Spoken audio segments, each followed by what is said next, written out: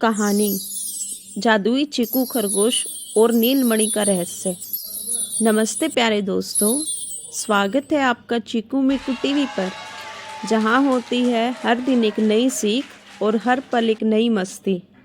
आज की कहानी एक ऐसी रात से शुरू होती है जब पूरा जंगल गहरी नींद में सोया था। हमारा नन्हा चीकू अपने बिस्तर पर लेटा आसमान में तारों को देख रहा था। अचानक एक बहुत ही तेज रोशनी वाला तारा टूटकर सीधे चीकू के आंगन में आ गिरा।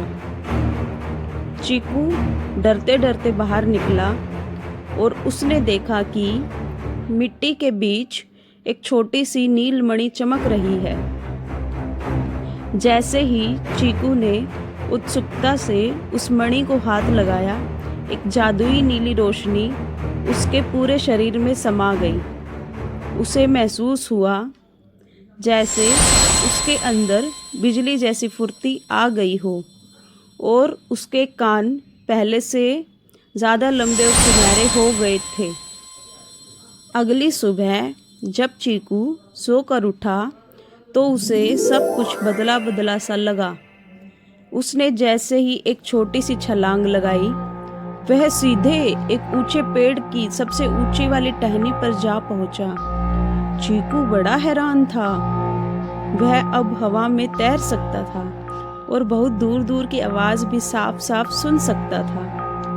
तभी उसे जंगल में एक कोने से किसी के रोने की आवाज आई। वह नन्हे हाथी का बच्चा था जो एक गहरे खड्डे में फंस गया था। चीकू बिजली की रफ्तार से भागता हुआ वहां पहुंचा। चीकू ने अपनी आंखें बंद की और अपनी जादुई शक्तियों का ध्यान किया। तभी उसकी उंगलियों से एक सुनहरी रोशनी निकली और देखते ही देखते उस खड्डे के अंदर मिट्टी की मजबूत सीढ़ियां बन गई। नन्हा हाथी आसानी से बाहर आ गया। अपनी सूंड उठाकर चीकू को धन्यवाद देने लगा। चीकू समझ गया था कि ये शक्तियाँ उसे दूसरों का भला करने के लिए मिली हैं। तभी जंगल में एक और मुसीबत आ गई।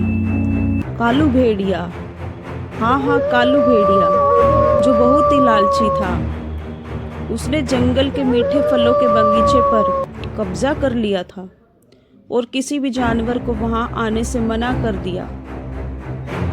चीकू निडर होकर कालू के सामने खड़ा हो गया और बोला, कालू, लालच करना बुरी बात है, ये फल सबके हैं।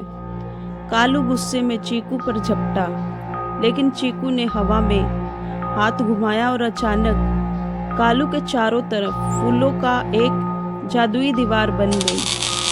कालू ने जितने पत्थर फेंके वे सब हवा में टकरा कर रंग बिरंगे तितलियों में बदल गए।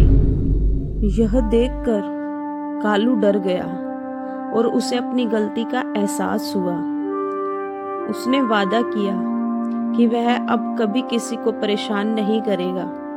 शाम होते होते चीकू की जादुई शक्तियां धीरे धीरे कम होने लगी और फिर वही एक प्यारा और साधारण खरगोश बन गया। पर उस दिन पूरे जंगल ने जान लिया कि असली जादू शक्तियों में नहीं बल्कि एक नेक और दयालु दिल में होता है।